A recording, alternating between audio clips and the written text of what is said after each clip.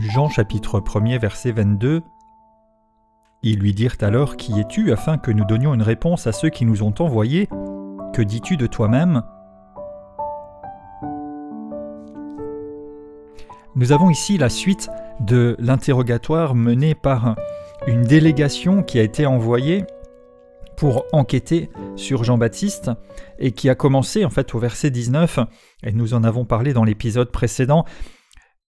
On est venu questionner Jean-Baptiste en disant « Qui es-tu » Et Jean-Baptiste a déclaré qu'il n'était pas le Christ, et quand on l'a questionné sur Élie, sur le prophète, il a encore répondu par la négative.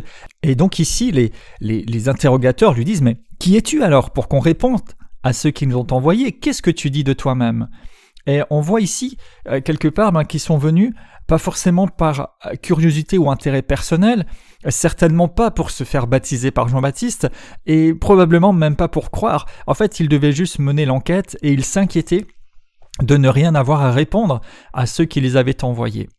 Alors Jean-Baptiste va répondre. Verset 23, « Moi, dit-il, je suis la voix de celui qui crie dans le désert. Aplanissez le chemin du Seigneur, comme a dit Ésaïe le prophète. » Donc cette fois-ci, il répond par l'affirmative « Je suis la voix ». Et en fait ici, c'est une parole de l'Écriture que Jean-Baptiste utilise et il se réfère en fait à ce que Dieu dit de lui-même prophétiquement, à savoir qu'il sera une voix. Il va y avoir une voix qui va résonner comme dans le désert pour préparer le chemin du Seigneur. Et donc ici, ils s'attachent à ce que Dieu a déclaré et c'est cet appel divin qui confère le droit et l'autorité de dire, de parler. Et là encore, l'attention se tourne vers Dieu, parce que une voix est là pour porter quelque chose, mais elle n'est pas la source. Et la voix ou le son, c'est comme un instrument. Donc ce n'est pas le central, c'est lui qui va porter une parole, mais plus haut d'ailleurs, dans tout ce chapitre 1er du livre de Jean, il est fait référence à la parole de Dieu qui ensuite s'est incarnée donc en la personne de Jésus, et on voit ici que bien Jean-Baptiste est comme un instrument qui va faire le lien. Il est la voix de celui qui crie. Donc ici il y a un cri, une insistance, quelque chose d'audible.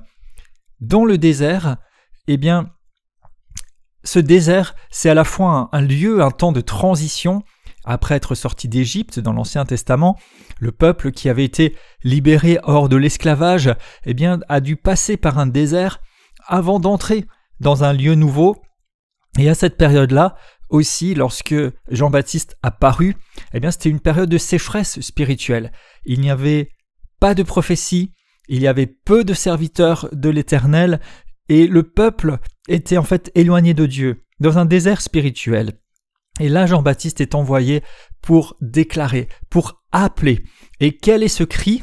C'est « aplanissez la voie ». Aplanir la voie, c'est rectifier les cœurs, c'est réajuster les dispositions, c'est rendre droit. Et alors au verset 24, il est dit « Ceux qui avaient été envoyés étaient des pharisiens.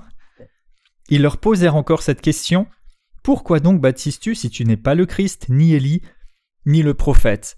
Donc ici, les pharisiens, en fait, on peut voir soit ils sont venus eux-mêmes, ils étaient parmi cette délégation, mais plus haut, il est dit que les Juifs ont envoyé des sacrificateurs et des Lévites pour les questionner, ou bien peut-être ils étaient parmi ceux qui ont envoyé la délégation. Mais en fait, les pharisiens, c'était une branche dans les conservateurs, on va dire, religieux juifs.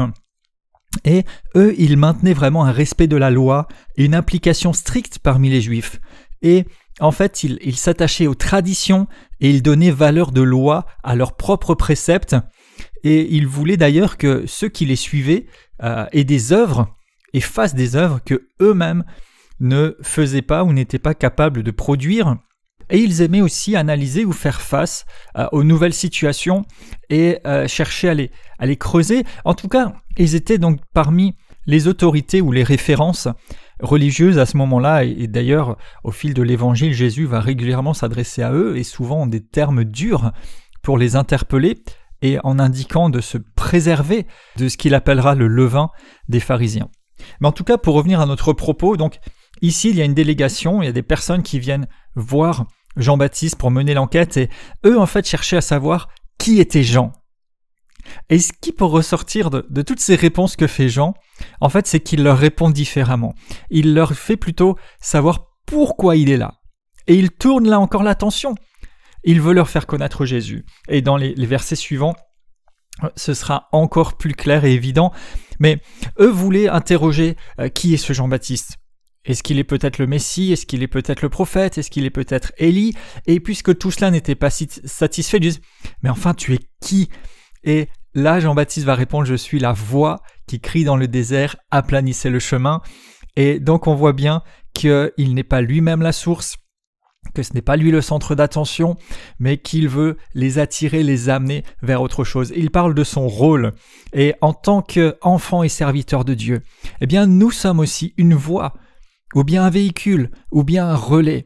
Des serviteurs qui doivent préparer le cœur des gens, qui doivent préparer la voie du Seigneur, pour qu'ils puissent être accueillis, reconnus. C'est là la question, parce que tout à chacun doit déjà se préparer, bien sûr, et recevoir le Seigneur.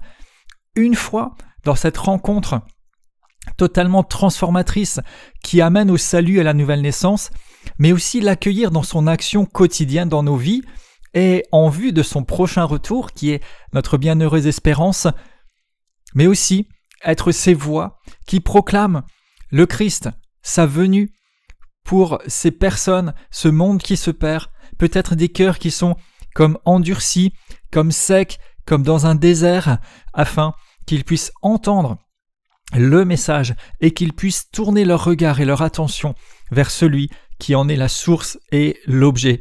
Alors oui, nous sommes supposés préparer la voie du Seigneur dans notre génération, auprès de nos contemporains. Ce n'est pas nous la source, ce n'est pas nous le message, mais nous sommes la voie, nous sommes les messagers, pour attirer l'attention des gens vers le Seigneur lui-même. Acceptons alors d'être la voie. Je déclare dans le nom de Jésus, je suis choisi et établi par Dieu pour être un témoignage par ma vie, par mes paroles. Je ne suis pas moi-même un centre d'attention, je ne suis pas moi-même un sujet d'observation, mais je suis la voix. Et quand bien même je me trouverai dans un environnement de désert, de sécheresse, de vide spirituel, je peux déclarer la parole de Dieu. Je peux libérer les messages divins afin que les sentiers soient aplanis, que les pierres, les obstacles soient balayés pour faire un chemin royal au roi des rois, au Seigneur des seigneurs, et que tout à chacun autour de moi entende et ait l'occasion de l'accueillir, de le recevoir et d'être renouvelé par lui. Je me mets à la disposition du Seigneur pour être, selon sa providence, la voix, le témoin qu'il désire que je sois, car Jésus lui-même nous a envoyés proclamer la bonne nouvelle, et il a dit que nous recevrions le Saint-Esprit pour être témoins. Je le reçois et je remplis ce rôle avec gratitude, avec joie et avec persévérance au nom de Jésus.